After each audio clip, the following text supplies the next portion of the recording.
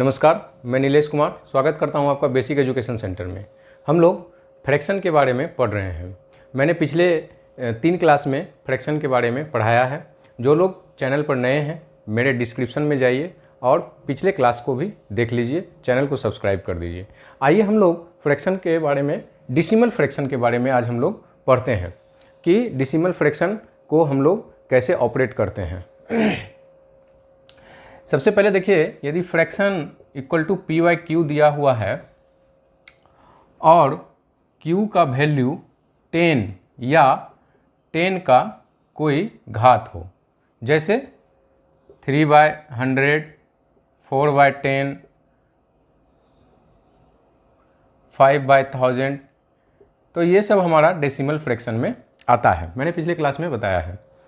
अब इसके पार्ट के बारे में पढ़ते हैं कि पार्ट ऑफ डेसिमल फ्रैक्शन, ठीक है। पार्ट ऑफ डेसिमल फ्रैक्शन, जैसे देखिए हम लोगों के पास दिया हुआ है, यदि मान लिया जाए 42.52, ठीक है, ये हमारे पास दिया हुआ है, तो इसको हम लोग कहते हैं पूर्णांक। इसको कहते हैं हम लोग पूर्णांक, और इसको कहते हैं हम लोग पूर्णांक भाग, और इसको कहते हैं हम लोग दशमलव भाग। इसको कहते हैं हम लोग दशमलव भाग, यानी इंटीजर पार्ट और डेसिमल पार्ट। जो दशमलव के इधर रहता है दाहिने साइड, दशमलव के दाहिने साइड जो होता है उसको हम लोग दशमलव भाग कहते हैं। जो दशमलव के बाईं ओर होता है उसको हम लोग पूर्णांक भाग कहते हैं, ठीक है। यहाँ तक समझने में किसी प्रकार का कोई दिक्कत नहीं हुआ होगा। इसको हम लोग पढ़ेंगे कैसे, जैसे कोई संख्या हम लोगों के पास दी गई हो 23.1745। अब इसको हम लोग पढ़ेंगे कैसे, देखिए ये हमारा 1000 वाला पार्ट है। क्या है? 1000। ये है हमारा कितना? सैकड़ा। इधर से हम लोग देखेंगे इकाई, दहाई, सैकड़ा, 1000, तो ये 1000, ये सैकड़ा, ये क्या है? दहाई, और ये क्या है? इकाई। अब ये दशमलव के बाईं ओर की बात हो गई, जो कि हमारा पूर्णांक भाग है, उसको हम लोग कैसे डिनोट करते हैं। और दशमलव के दाईं ओर जो कि हमारा डेसिमल पार्ट है, उसको हम लोग कैसे, इसको हम लोग कहते हैं दशांश।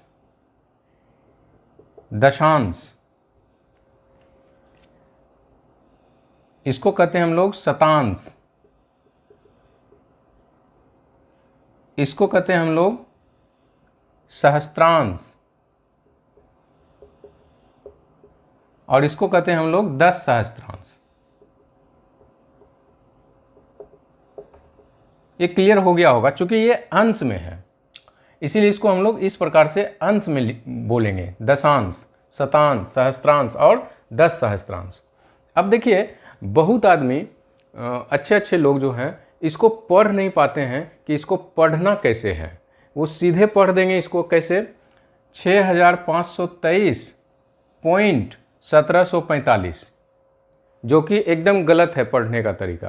कैसे पढ़ेंगे इसको? हम लोग इसको पढ़ना है 6523.1745। इसको अलग अलग पढ़ना है, चूँकि ये अंश भाग है, दशांश, सहस्त्रांश, शतांश अंश भाग है, इसीलिए इसको अलग अलग पढ़ेंगे। कैसे पढ़ेंगे? 1745, चूँकि ये जो है हमारा पूर्णांक पार्ट है, तो इसको हम लोग एक साथ पढ़ेंगे 6523.1745। पढ़ने का ये तरीका है। तो पढ़ने का तरीका पहले हम लोग सीख लेते हैं कि कैसे इसको पढ़ते हैं। सीख लिए हम लोग पढ़ने का तरीका। अब आइए इसका हम लोग दशमलव का एडिशन, सब्सट्रैक्शन, ये सब देखते हैं कि कैसे जोड़ घटाव किया जाता है।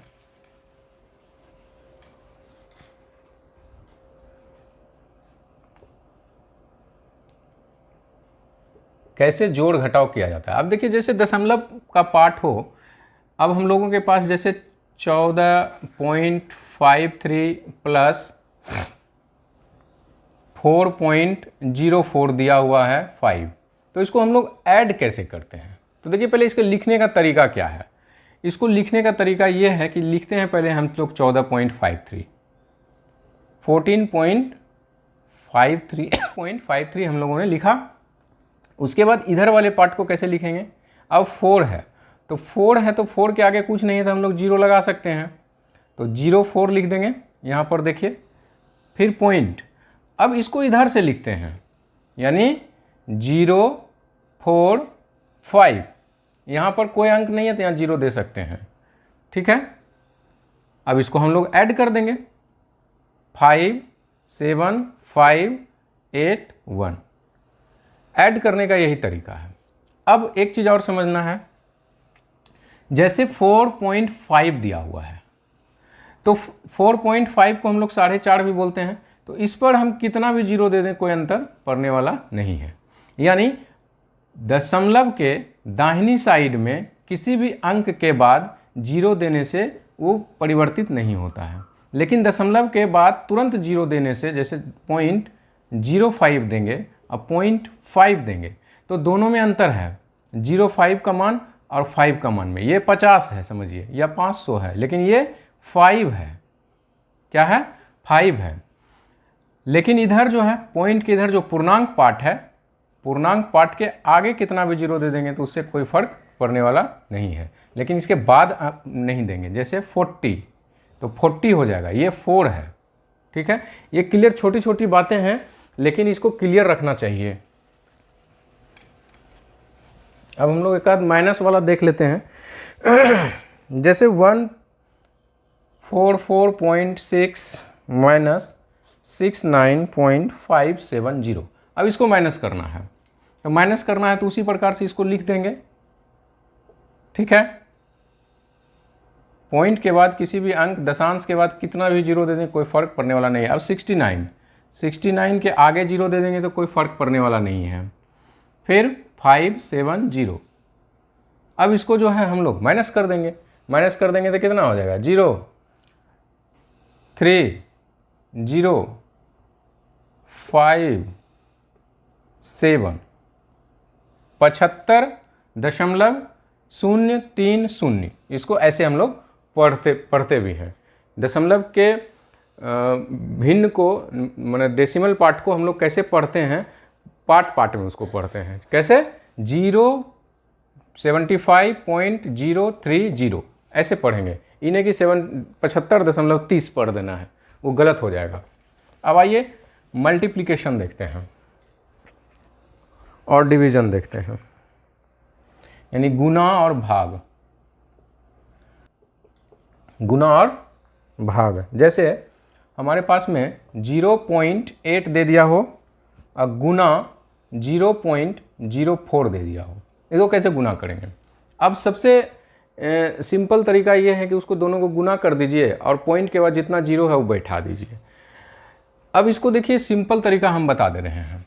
सबसे पहला चीज़ कि यदि किसी अंक के पहले दशमलव है, जैसे 0.8 दिया हुआ है, तो 0.8 को हम लोग, यदि दशमलव को हम लोग यहाँ से हटाते हैं, ख़त्म करते हैं, तो नीचे जो है एक 10 देना होगा, यानी 8 का 10वां भाग। हम क्या बताए थे? पॉइंट के बाद यदि 8 3 5 लिखा हुआ है मान लिया जाए, तो इसको क्या बोले थे? दशांश। इसको क्या बोले थे? दशांश। इसको क्या बोले थे? शतांश। दशांश का मतलब क्या हुआ? 8 का 10वां भाग। देखिए 8 का 10वां भाग गुना 0.04 है। अब देखिए 0.04 है तो ये दशांश वही क्या होता है? शतांश, यानी 4 का 100वां भाग। 4 का 100वां भाग यानी 2 0 है, 2 अंक है तो 100। यदि पॉइंट के बाद ऐसे रहे 533, इसको हम पॉइंट को ख़त्म करेंगे तो नीचे कितना हो जाएगा? 1 पर 3 0, 2 अंक रहेगा तो 2 0, 1 अंक रहेगा तो 1 0। ये एकदम क्लियर रहना चाहिए। अब इसको हल कर देंगे हम लोग। अब पॉइंट खत्म हो गया है ऊपर से, तो 8 गुना 4 कितना हो गया 32, अब बटा ये दोनों गुना करेंगे तो 1000 बराबर। अब देखिए 3 शून्य है नीचे, ऊपर 2 अंक है, तो 1 शून्य आगे लगा करके पॉइंट दे देंगे और यहाँ से नीचे से ये खत्म हो जाएगा। तो इसका मान कितना निकल गया 0.032, 0.032। एक आध गुना और देख लेते हैं, जैसे कि 0.5 इंटू 0.05 इंटू 0.005। अब इसको देखते हैं कैसे करेंगे। तो अब यहाँ से हम लोग दशमलव खत्म करेंगे तो क्या हो जाएगा नीचे 10, फिर यहाँ से दशमलव खत्म करेंगे तो नीचे कितना हो जाएगा 100, यहाँ से दशमलव खत्म करेंगे तो नीचे कितना हो जाएगा 1000। अब इन तीनों को हम लोग गुना कर देंगे, कितना हो जाएगा 5 25, अब 25 5 125 बटा नीचे कितना हो जाएगा क्या 0, 1 2 3 4 5 6, यानी 1 पर 6 0, 1 2 3 4 5 6। अब ऊपर देखते हैं कि कितना अंक है, 3 अंक है, 0 नीचे कितना है 6 है, इसको 6 अंक पुरा देंगे,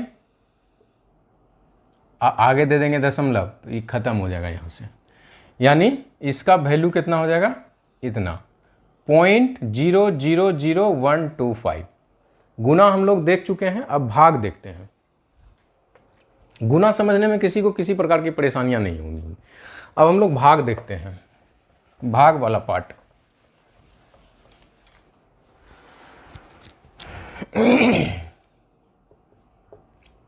यदि 150 भाग 0.25 दिया हुआ हो तो इसको हम लोग कैसे सॉल्व करेंगे।